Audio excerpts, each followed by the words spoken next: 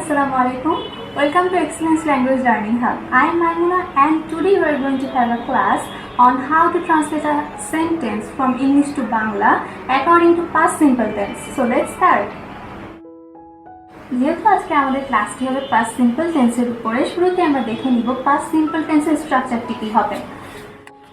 past simple tense এর স্ট্রাকচারটি হবে subject plus verb second form plus object। অর্থাৎ একটি সেন্টেন্সের শুরুতে সাবজেক্ট থাকবে, তারপরেই থাকবে হচ্ছে একটি ভার্ব, যে ভার্বটি হবে ভার্বের পাস্ট ফর্ম অর্থাৎ ভার্ব টু, এবং লাস্টে থাকবে একটি অবজেক্ট।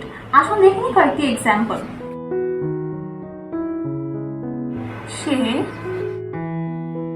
কাজটি করেছিল। সে কাজটি করেছিল, এই ক্ষেত্রে যখন আমরা এটাকে ইংলিশে ট্রান্সফার করব পাস্ট সিম্পল টেন্সকে ধরে, সেই ক্ষেত্রে আমার চেঞ্জটি আসবে হচ্ছে she did the work। যেহেতু আমরা আগেই বলেছি সাবজেক্ট প্লাস ভার্বের সেকেন্ড ফর্ম হবে, সেই ক্ষেত্রে আমি এখানে ডিড ইউজ করেছি। যেহেতু আমরা কোনো কিছু করাকে বোঝাই হচ্ছে ডু, ডু এর ভার্বের সেকেন্ড ফর্ম হচ্ছে ডিড, সেই ক্ষেত্রে আমরা এখানে ডিড ইউজ করেছি। আমরা আরেকটি এক্সাম্পল যদি দেখি, তারা সেখানে গিয়েছিল।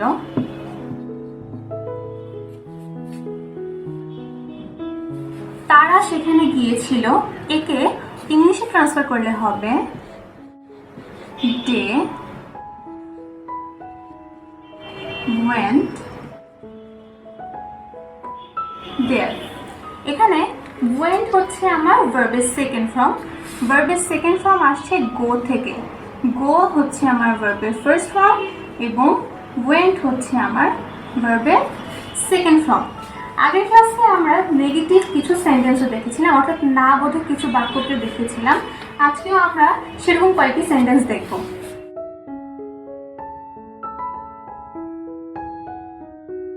আমি যখন কোনো সেন্টেন্সে না বুঝাবো, কোনো বাক্যতে না বোধক অর্থ বুঝাবো, তখন আমার সেন্টেন্সটিতে একটি নট যুক্ত হবে। নট যুক্ত হলে আমার ভার্বটি হবে didn't, অথবা এর সাথে অন্যান্য ভার্বের সাথে আমার নট যুক্ত হবে। আসুন দেখে নিই তার সাথে কয়েকটি সেন্টেন্স। সে কাজটি করেনি। আমি যখন এখানে না বোধক অর্থ বোঝাচ্ছি, সেক্ষেত্রে আমার একটি নট আসবে। নট আসলে আমার সেন্টেন্সটি হবে she didn't do the work। she didn't do the work। didn't এর পরে আমি এখানে do ইউজ করেছি, কারণ আগেই বলেছিলাম কোনো কিছু করাকে আমরা do দ্বারা প্রকাশ করি। didn't আমি ইউজ করেছি ভার্বের পাস্ট ফর্ম হিসেবে, এবং নট এসেছে আমার যেহেতু করেনি, না বুঝাচ্ছি আমি। এখন প্রশ্ন আসতে পারে যে didn't এর পরেই কেন আমি do ইউজ করলাম। didn't হচ্ছে আমার এখানে সাপোর্টিং ভার্ব,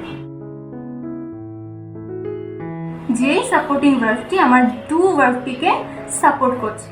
আরেকটি প্রশ্ন আসতে পারে, আমি দুটি ভার্ব পাশাপাশি কেন ভার্বের সেকেন্ড ফর্ম ইউজ করলাম না। যখন আমি একটি সেন্টেন্সে একটি ভার্ব অর্থাৎ আমার ভার্বের সাপোর্টিং ভার্বটি ভার্বের সেকেন্ড ফর্ম হিসেবে ইউজ করব, পরের ভার্বটি অটোমেটিক ভার্বের ফার্স্ট ফর্ম হবে, অর্থাৎ V1 হবে। কখনোই আমি একটি সেন্টেন্সে পাশাপাশি দুটি V2 বসাতে পারবো না। এখন আমি অন্য একটি সেন্টেন্স যদি দেখি, আমি ভাত খাইনি। I didn't eat rice। আগের সেন্টেন্সটির মতো এই সেন্টেন্সটির ক্ষেত্রেও ভার্বের সাথে আমি একটি সাপোর্টিং ভার্ব ইউজ করেছি এবং পরে আমার মেইন ভার্বটি অর্থাৎ ভার্বের ফার্স্ট ফর্ম এসেছে। গত ক্লাসে আমরা দেখেছিলাম নেগেটিভ ইন্টারোগেটিভ কয়েকটি সেন্টেন্স। আজকের ক্লাসে আমরা নেগেটিভ ইন্টারোগেটিভের কয়েকটি সেন্টেন্স দেখব। আসুন দেখে নেই। নেগেটিভ ইন্টারোগেটিভের ক্ষেত্রে আমাদের রুলসটি ছিল যখন আমি কাউকে প্রশ্ন বোঝাবো, প্রশ্ন করার সাথে সাথে ভার্বের সাথে একটি নট যুক্ত হবে। যদি আমি এখানে একটি সেন্টেন্স লিখি,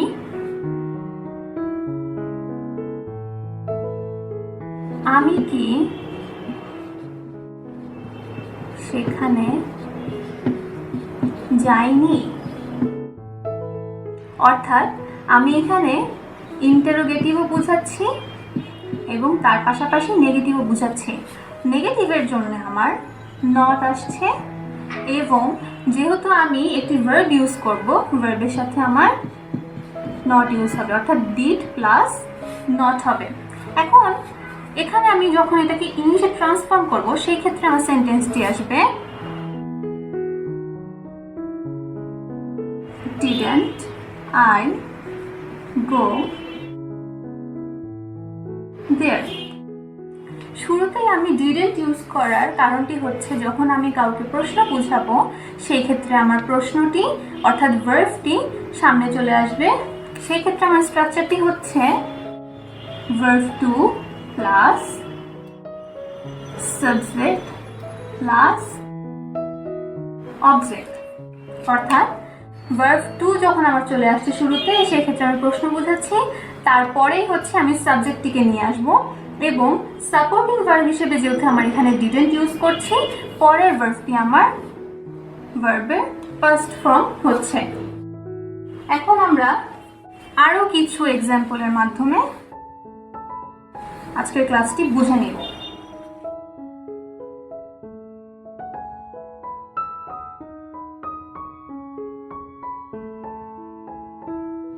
তারা ভাত খেয়েছিল, আমি সেখানে গিয়েছিলাম,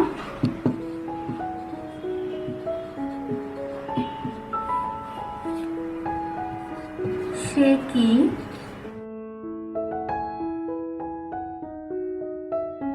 অঙ্কটি করেছিল, এবং লাস্ট হচ্ছে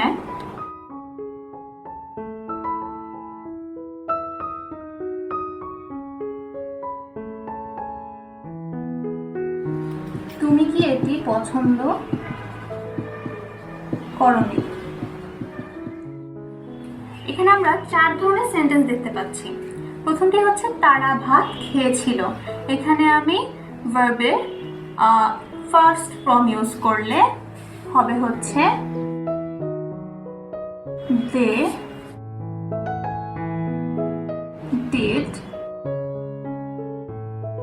eat rice। সেকেন্ড সেন্টেন্সটি হচ্ছে আমি সেখানে গিয়েছিলাম, অর্থাৎ I went there। তারপরে সেন্টেন্স দেখতে পাই সে কি অঙ্কটি করেছিল। আমি এখানে কাউকে প্রশ্ন বুঝাচ্ছি, প্রশ্ন বুঝালে আমার ভার্বটি শুরুতে চলে আসবে এবং সাবজেক্টটি পরে যাবে। ভার্ব যদি আমি এখানে শুরুতে নিয়ে আসি তাহলে হচ্ছে did she do the math। এবং লাস্ট যে প্রশ্নটি আসছে তুমি কি এটি পছন্দ করনি, এখানে আমি ইন্টারোগেটিভ প্লাস নেগেটিভ বুঝাচ্ছি। সেই ক্ষেত্রে আমার সেন্টেন্সটি হচ্ছে didn't you like it। এখন আমরা যদি ফুল ক্লাসটি সামারাইজেশনে আসি, সেই ক্ষেত্রে আমরা জানতে পাচ্ছি যে পারসন টু পারসন, আগের ক্লাসে দেখেছিলাম পারসন টু পারসন বেস করে আমরা ডু এবং ডাসকে ইউজ করেছিলাম, কিন্তু আজকে পাস্ট সিম্পল ক্লাসের ক্ষেত্রে আমরা I, you, we, they, he or she প্রত্যেকটি জিনিসের সাথে আমরা ডিড ইউজ করেছি। অর্থাৎ ভার্ব যখন আমার ডিড থাকবে তখন আমার পার্সন টু পার্সন বেস করে প্রত্যেকটি সাথে একটি মাত্র ভার্ব থাকবে, সেটি হচ্ছে ভার্বের সেকেন্ড ফর্ম। আমরা আরো দেখতে পেয়েছি নেগেটিভ ইন্টারোগেটিভের ক্ষেত্রে পাস্ট সিম্পল যেমন হবে প্রেজেন্ট সিম্পলও তেমন হবে, কিন্তু পাস্ট সিম্পলের ক্ষেত্রে আমার ভার্বের সেকেন্ড ফর্ম ইউজ হবে এবং প্রেজেন্ট সিম্পলের ক্ষেত্রে ভার্বের ফার্স্ট ফর্ম ইউজ হবে। আশা করি আজকের ক্লাসটি দিয়ে আপনাদের সকলকে উপকৃত করতে পেরেছি। আজকের ক্লাস সংক্রান্ত কোনো প্রশ্ন থেকে থাকলে আপনারা অবশ্যই কমেন্ট করবেন এবং আমাদের ভিডিওটি যদি ভালো লেগে থাকে অবশ্যই আমাদের চ্যানেলটি সাবস্ক্রাইব করবেন এবং তার পাশাপাশি লাইক এবং শেয়ার করবেন। ধন্যবাদ সবাইকে। আসসালামু আলাইকুম।